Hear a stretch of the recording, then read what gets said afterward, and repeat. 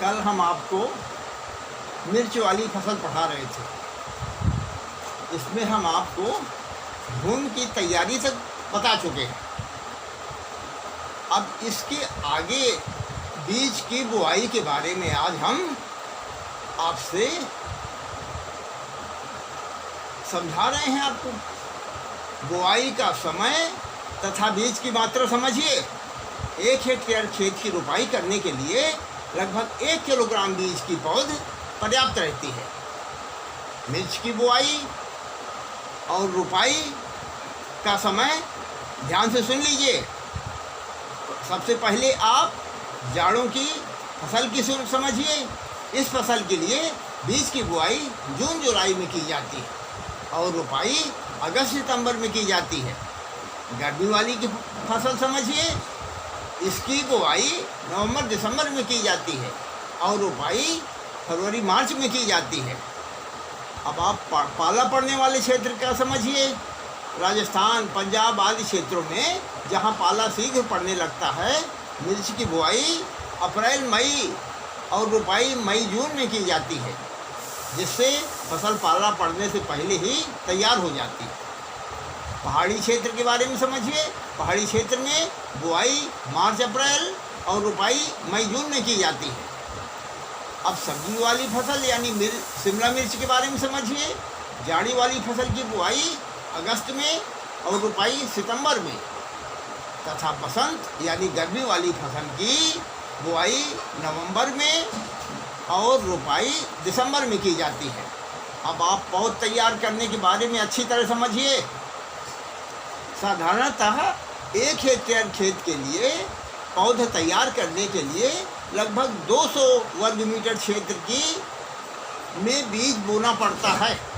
बस इतनी ही आवश्यकता होती है।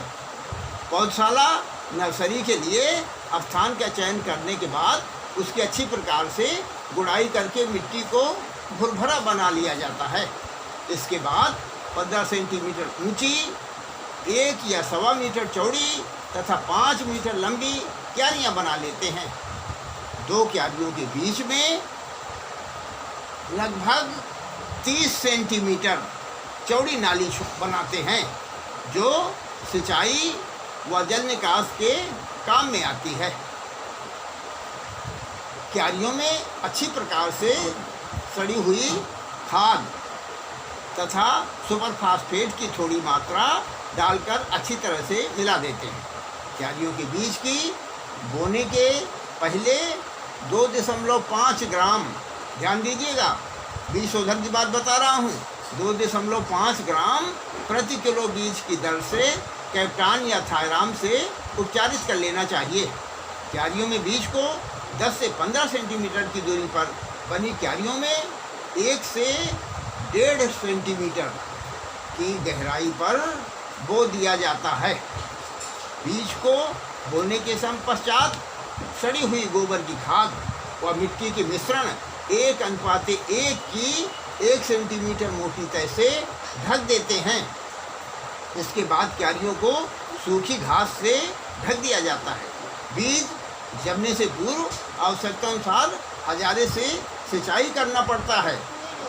जब ठीक प्रकार से अंकुर निकल जाता है तो उस समय घास को हटा दिया जाता है और फिर सिंचाई की नालियों से नियमित रूप से सिंचाई करते रहते हैं।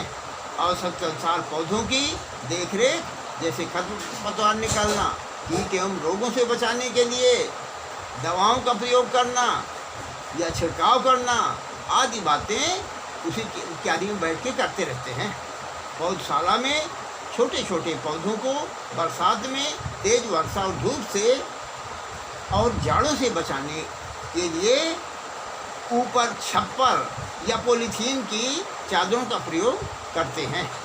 बरसात के दिनों में पौधे 4-6 सप्ताह तक रोपाई के योग्य हो जाते हैं, जबकि जाड़ों में लगभग 8-10 सप्ताह में रोपने योग्य हो जाते हैं। पौधों की रोपाई उस समय करनी चाहिए जब वह 15 से 30 सेंटीमीटर ऊंचे हो जाएं। इस प्रकार से आपने समझ लिया। अब पौध की रोपाई के बारे में अच्छी तरह से समझिए। पौध को उखाड़ने से पहले हल्की सिंचाई कर देनी चाहिए ताकि पौधे जड़ सहित आसानी से उखड़ सके। पौध की रोपाई तैयार खेत में कतारों में की जाती है। कतार से कतार की दूरी 45 सेंटीमीटर और पौधे से पौधे की दूरी 23 सेंटीमीटर रखते हैं। जहाँ तक संभव हो सके रोपाई शाम के समय ही करनी चाहिए। रोपाई के तुरंत बाद सिंचाई कर देनी चाहिए। रोपाई के 4-5 दिन बाद मरे हुए पौधों के स्थान पर नए पौधे लगा दिए जाते हैं। बरसात के मौसम में यदि खेत में जल निकास की उचित व्यवस्था नहीं है तो पौध की रोपाई मेड़ों पर करनी चाहिए। शिमला मिर्च पंख से पंख की दूरी 60 सेंटीमीटर, पौधे से पौधे की दूरी 45 सेंटीमीटर रखते हैं। खाद और उर्वरक समझिए। मिर्च की अच्छी उपज लेने के लिए खाद तथा उर्वरक दोनों का ही प्रयोग किया जाता है।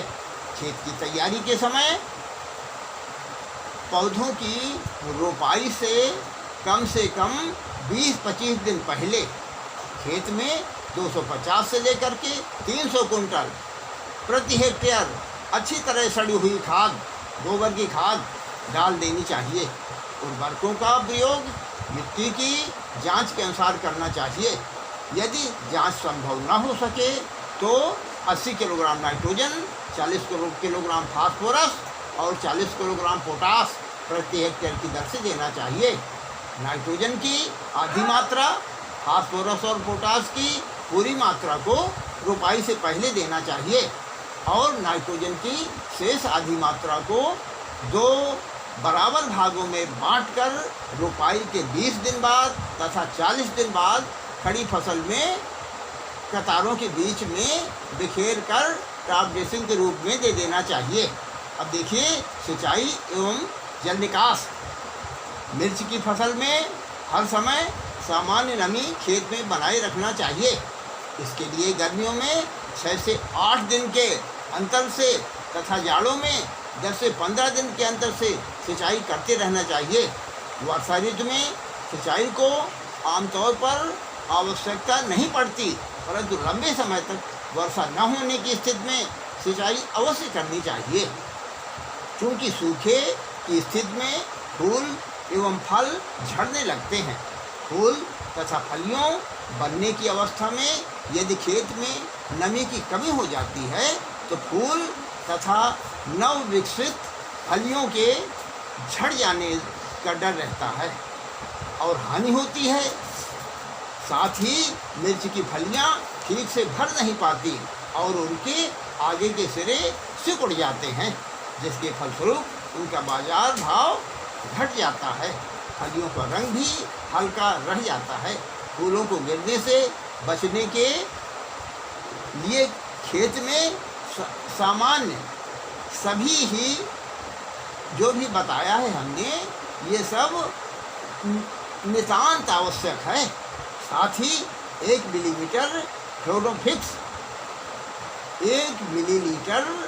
क्लोरोफिक्स को 4.5 लीटर यानी 4.5 लीटर पानी में घोलकर फूल बनते समय फसल पर छिड़काव कर देना चाहिए। दूसरा छिड़काव पहले छिड़काव के 20 दिन बाद करना चाहिए। वर्षा ऋतु में मिर्च के खेत में पानी बिल्कुल नहीं रुकना चाहिए, क्योंकि पानी की अधिकता से पौधों के पत्तियां गिरने लगती हैं और पौधे सूखकर मर जाते हैं। मिर्च के खेत में केवल 6 घंटे पानी भरे रहने पर फसल की पैदावार पर बुरा प्रभाव पड़ता है। खरपतवार नियंत्रण और देख लीजिए। मिर्च की फसल में लगभग 2-3 बार निराई गुड़ाई की आवश्यकता होती है ताकि खरपतवार पर नियंत्रण रखा जा सके। मिर्च के पौधों की जड़ें कम गहरी 5 से 6 सेंटीमीटर होती हैं, इसलिए गुड़ाई हल्की करनी चाहिए। मिर्च की जब फूल निकलते हों उस समय निराई गुड़ाई कम करनी चाहिए, क्योंकि इस समय निराई गुड़ाई करने से फूल तथा फलियां गिरती हैं, जिससे उपज पर घट जाती है। यदि रोपाई से पहले लासो अथवा टोकी 25 खरपतवार नाशी रसायनों को खेत में छिड़काव कर दिया जाए तो खरपतवार बहुत कम उग पाते हैं। प्रश्न लिखिए जिसका कि उत्तर आपको घर से लिख के लाना है और मेरे पास भेजना है। मिर्च की फसल के लिए बीज की मात्रा और बुआई की विधि लिखिए, बुआई का समय लिखिए और साथ में पौधे तैयार करना भी लिखिए। अगला प्रश्न लिखिए दूसरा। देखिए प्रति हेक्टेयर मैंने पढ़ाया है, चाहे बीज हो चाहे खाद हो, सब प्रति हेक्टेयर में ही लिखिएगा आप। मिर्च की फसल के लिए खाद एवं उर्वरक लिखिए, प्रति हेक्टेयर ही लिखिएगा।